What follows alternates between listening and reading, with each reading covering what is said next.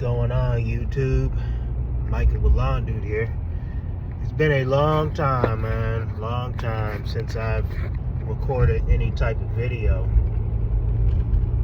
It's been a lot going on. It's been a kind of a tough winter, to be honest with you. I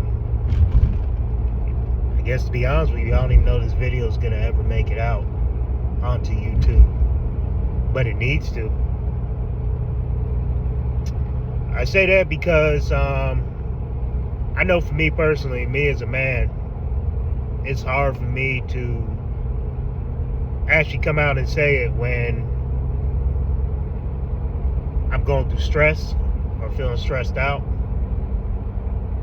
But I know a lot more of us need to actually come out and say these things and show the back end of the businesses and not just the highlight reel. This is low light that I'm talking about. So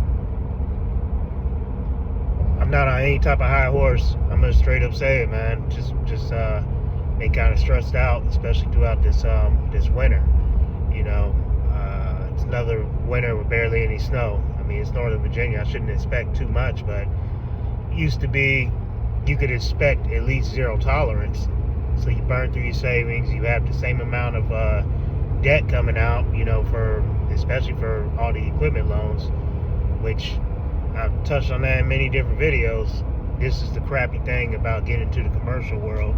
There's so many people that want to go out there and get commercial properties. But what you don't understand from the outside looking in is it's a lot of equipment that you have to have in place for you to take care of a lot of these commercial sites. These property managers and everything, they don't want to hear such and such broke down. They want to know when you're going to take care of their problem. That's all they care about. That's all they're paid to do, is get the problem taken care of. And if you can't take care of the problem because your equipment's broke or you don't have the right piece of equipment, you're going to find somebody else, been there, done that, learn from that experience, which is why a lot of my equipment is newer. I am a small engine mechanic, but I like to make sure that my stuff, I don't have to wrench on it all the time. I keep it in great shape, and I'm still solo, so because of that, I'm able to keep up, you know, with properly taking care of my equipment, and I'm not hard on my equipment. So I said I was feeling a little stressed out. A lot of it has to do with the amount of investments we had to make, and I mean had to make, because of all of what I just said.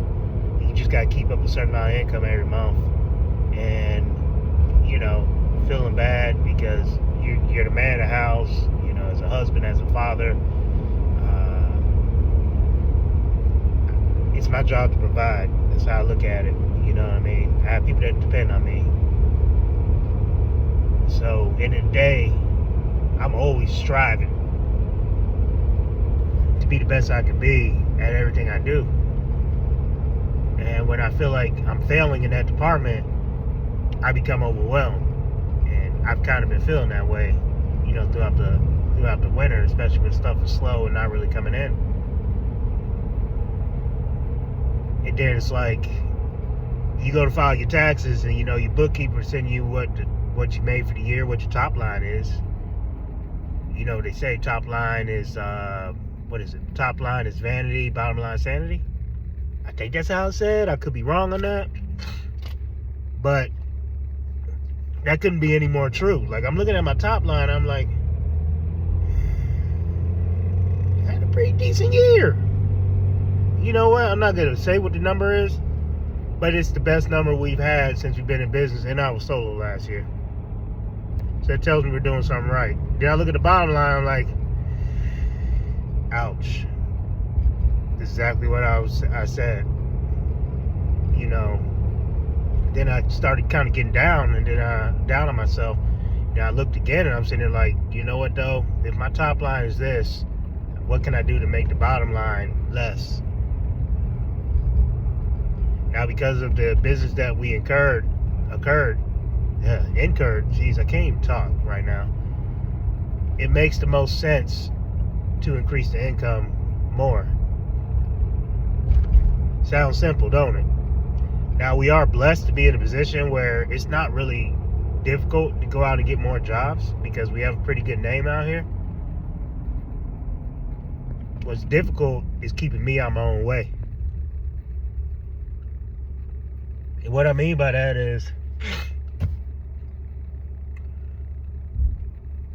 I care, and this is something that men really don't talk about because some just don't care.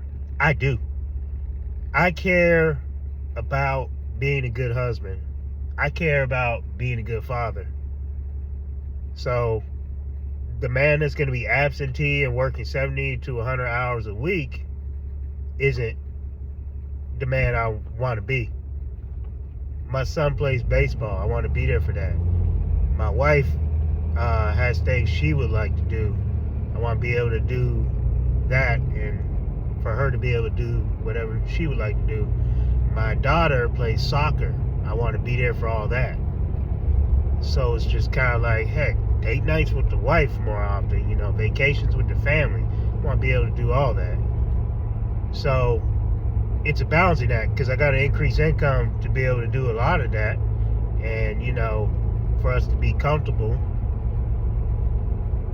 But one of my biggest flaws has always been, well, within the last few years, has really been scheduling, especially being solo.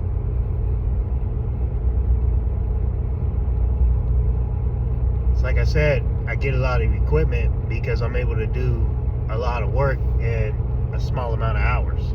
Like, I could probably do service more properties than most can on a solo basis because of the equipment that we have.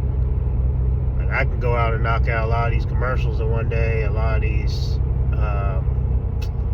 big estate lawns, a lot quicker than most, with the equipment I got, especially with a 72-inch mower. You know what I mean? And when it comes to fertilizer, I got the right equipment for that. I got equipment for really freaking everything. So, allergies, man, that time of year. So I say all that to say, I'm done being stressed out. Easy to say, I know, but I'm done being stressed out. I need to do something about it. That's why I'm out here on Saturday morning, to do quotes. Cracks and crevices spray, and I did on one of my commercials this morning too. Sure, I could push that in next week, but I'm actually trying to close jobs, close these jobs. And I know a lot of times these people go with the first person that comes out. So I'm busting my butt right now in marketing. We've made investments. Took me a while. I'm calculated with investments. We did go out and just I sold my 36-inch Bradley when it got 32-inch Bradley. Most will be like, well, what's the point in that? Well, those who are in this field know not everybody has a gate of 36 can fit through, which is amazing.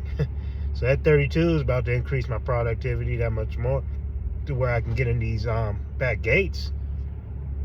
And another thing we got was a mini skid steer, and I have a ton of attachments for it. I'm selling the Kubota tractor as we speak. I'm trying to get into a different niche of services. Services I was kind of already offering with the tractor, but I can do it more efficiently with this setup. I have close friends. I want everybody. My goal this year is for everybody around me to eat. Everybody's going to eat. That's the goal. So in order to get there, I got to keep selling jobs. And some, I got a couple buddies that are going to be subcontractors this year. Or at least that's the goal. So at this point, I'm going to sell more work than even I can do on my own. It's a scary spot to be in because you selling work, and you're looking at like, I can't even keep up with this as a one-man show. But you know what? I have enough close people to me for me to be able to get everything done. I have other people around me that are hungry. I don't have to be the one to do everything. That's what I'm trying to get through to my head. I went to my wife about a month or so ago, and she asked, is there anything she can do to help? And,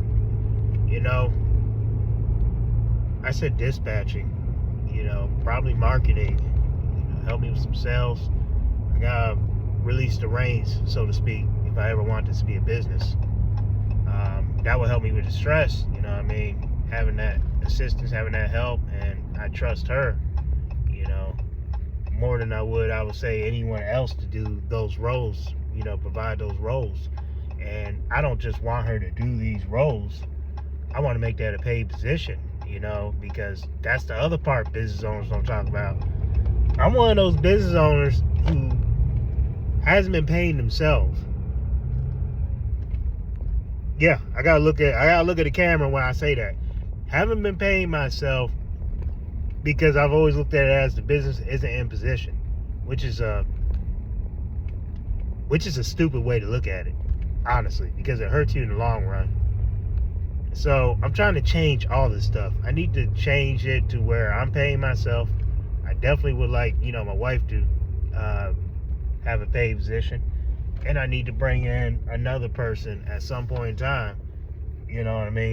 As my right hand man, to take over all the maintenance, so I can venture on to other things, like the skid steer work and the treatments, sales.